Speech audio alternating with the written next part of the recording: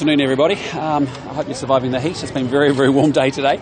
Look, we've had a really good series of engagements here in Tonga with not just the Prime Minister. We've always had a good friendship and a good relationship, and that continues to deepen. But I'm really excited by the broader, deeper relationships we have with the Tongan Cabinet as well.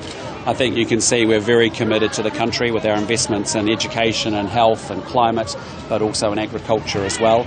And you can see, we've got real work that is underway with respect to transnational organised crime and drugs, as I've spoken about. But also there's been huge interest in the education of education, particularly the work that we've been doing on getting our system to go back to basics and to focus on numeracy and literacy. And I suspect off the back of this visit there'll be visits from the Education Minister here and other ministers to come down to New Zealand. And I want to see a much broader relationship that deals with an all-of-government response to both sides. So it's been a really encouraging 3 or 4 days in Samoa and also in Tonga. And I think we leave here very proud of the relationship, and more importantly, actually we've got real content to continue to partner in and to work with as well. So, but with that, happy to take your questions. A bit of a spend with transnational crime. How important was it to balance that our New Zealand security and the security of Tonga? Yeah, look, it's been, as you know, there's sort of two parts to it. The first is really stopping the drugs at sea, stopping them at the border and disrupting inside country. And, the work that we've done with Starboard in particular, which gives us a common software to be able to monitor vessels moving in and out of the Pacific, and hopefully you got a sense from Trent about how that sort of system works.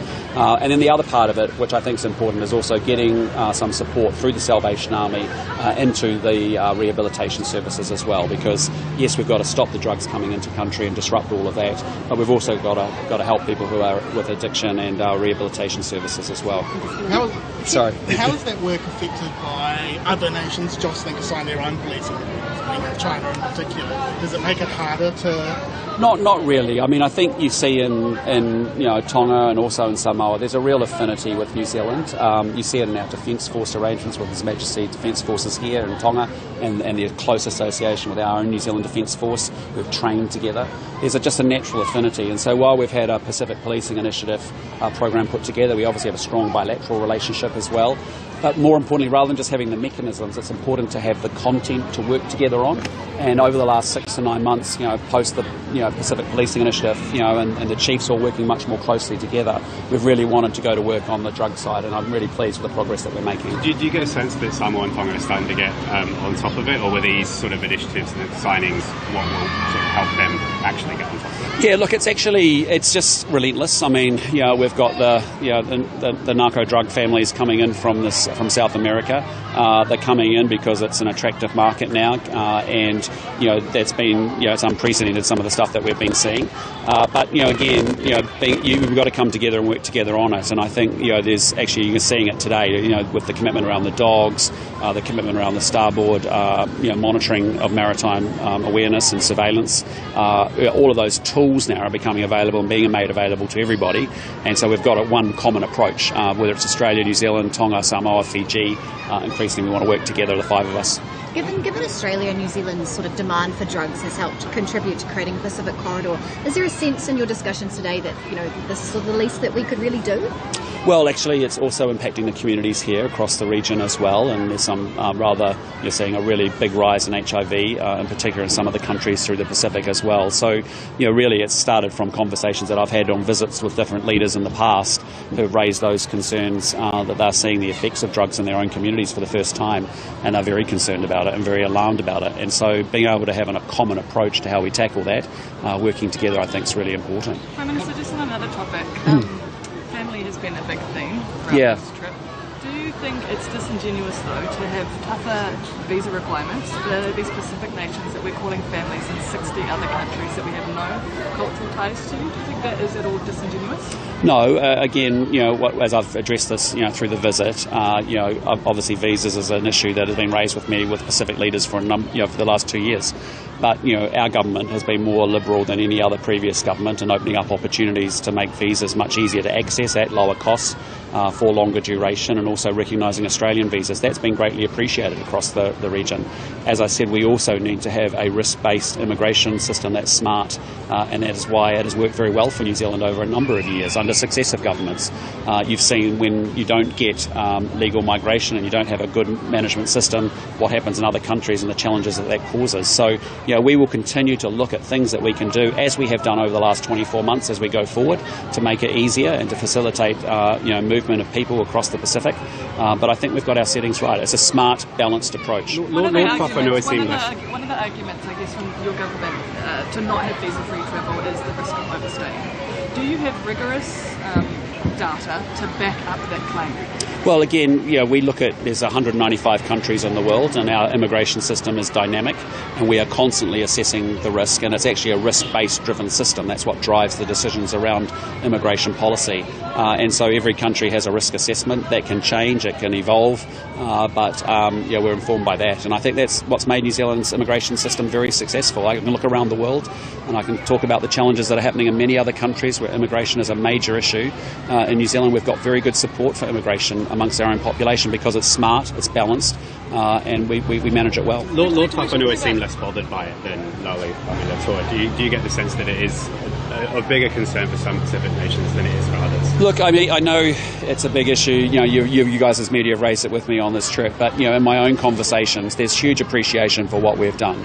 I mean, when you double the amount of a visitor visa with a multiple entry option, when you open it up to Australia, when you have a 3 times faster processing with a fast track option, and you also lower the cost by 25%, all of those things have been greatly appreciated because previous New Zealand governments haven't offered that to the community and to the Pacific. We have consistently looked at making our immigration system tight and well balanced and smart, but as a result of that, we're able to move dynamically and agilely, as we've seen, to loosen up and make things more liberal where we can. Did Cabinet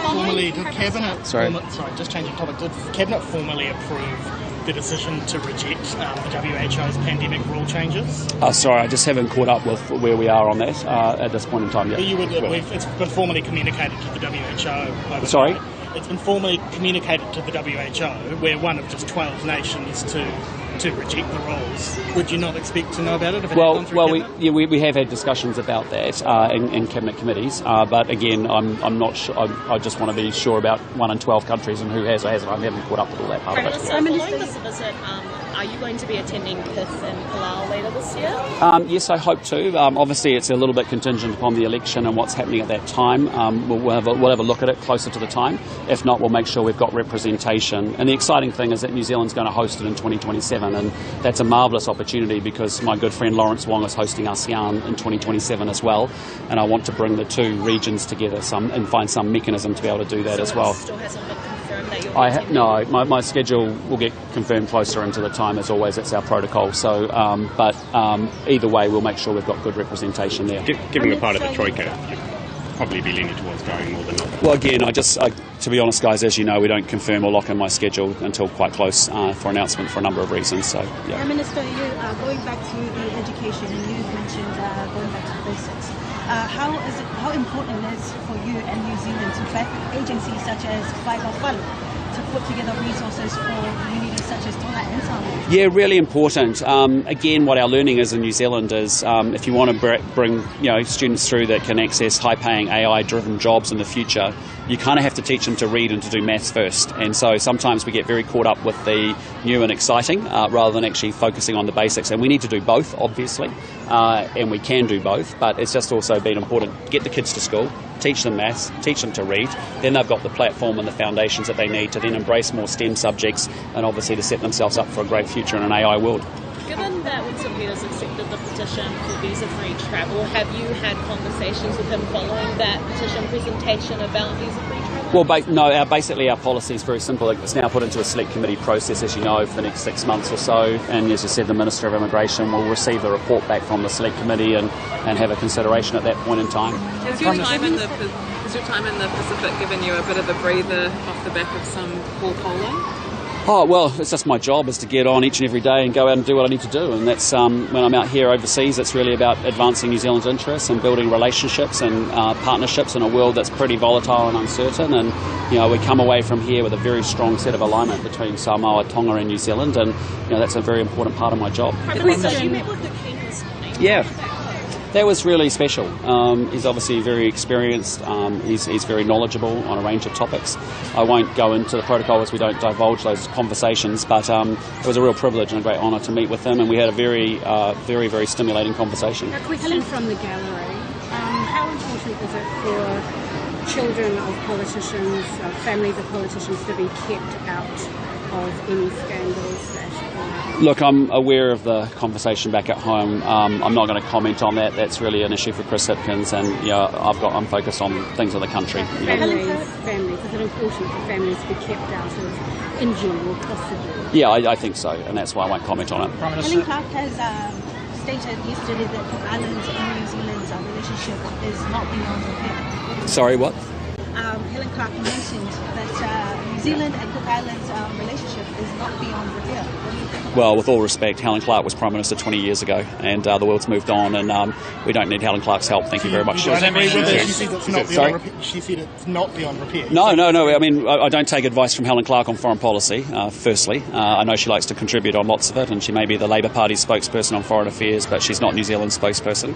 I'm very confident our officials have been working constructively with Cook Islands. We continue to work towards a place that's mutually achievable for both of us, and we'll continue that work. How would you reflect on the United States engagement or lack thereof in the Pacific, and has there been a discussion with the leaders during this time? Well, I think there's, as we've said, we're in a multipolar world that's moved away from a multilateral world in some ways, and so for us it's actually finding like-minded partners, which is why trips like this are really important, because you get to have some really decent conversations and alignment conversations as well around some of the geopolitical pressures small countries like New Zealand and the Pacific Island nations are facing. And what we've been learning is the more that we can buddy up and work together with like-minded countries that have similar values to us and work together on the problems and challenges that we have in our Pacific region and get Pacific solutions to Pacific challenges, that's really a very important part of what we're doing. Is New Zealand pushing the US to re-engage, though? It was only a few years ago that we had Kamala Harris dialing into a PIF. Donald Trump's second administration's pulled back a lot. So what's New Zealand's position in terms of the US re-engaging? Oh, look, we think it's really important. We want to see the US engage in the region. We want to see France engage in the region. We understand there are other people, big powers that want to engage in the region as well. Our message is very simple, though, that the way they engage with this region is through the Pacific Island Forum. It's through PIF centrality, as we call it, and actually it'll be the Pacific that solves Pacific challenges with Pacific solutions, and so we feel very strongly about that, and that's why I think you've seen from both New Zealand and also Australia a real step up in engagement in the Pacific, very deliberately so, because we are all in this together, and and it's important that we work on some of the challenges that we're all facing. Is that also necessary? Do you want to see the US at the next PIF? Oh, look, I mean, PIF has got, we've been trying to work out how we deal with dialogue partners that are outside the PIF family. It's really important that PIF dynamic continues to evolve as it has been. It's been working and improving each and every year, and in how we engage with dialogue partners so that we're not dominated by them, but we actually, as I said, have the centrality of PIF at the heart of everything, and then we can engage with dialogue partners. The model for me is very similar to what we see in ASEAN. There's a core set of ASEAN countries. There's 7 or 8 dialogue partners, New Zealand being one of them, and obviously we have very formal engagements in that way. Prime Minister, did you see the elections? Can we expect more Pacific people on your list? Sorry? Can we expect more Pacific people on the national? Yeah, I hope so. We've got a great set of candidates that will be emerging, and we've had some great candidates in 2023 that ran for us as well, and I hope we get to see a lot of great Pacific talent. Do you acknowledge that your party needs more Pacific people? I mean, trips like this, the only MPs that are Pacific are opposition. Well, again, we've got work to do, as all parties do. Not every party is representative of the population of New Zealand, and it needs to be, and we're working hard at that. And we think about where we were in 2020, and you think about where we got to in 2023, and the work that the party's done between now and 2026. So, I'm hopeful we'll have some great set of candidates. How would you describe the differences in your relationship with the two different PMs, your approach, your engagements with them? What you're taking out of this trip? Oh, look, I mean, strong. I mean, in both cases. I mean, my job as a Prime Minister of New Zealand is to work with every leader that I engage with. they're all different personalities. They all have different traits and characteristics, and my job is to find a way to make sure we build rapport and have a relationship regardless. And so, I think about all the relationships, not just here in the Pacific with Samoa and Tonga, but the ones that I have with the European leaders or the Asian leaders. It's the same thing. So, I really enjoy that part of the job, which is, building rapport, building relationship, because it's quite a small group of Prime Ministers, and it can often be quite a good peer support group where you can have conversations that you may not have with many other people as a consequence. Okay, team, thanks so much. We'll see you on the plane. Take care.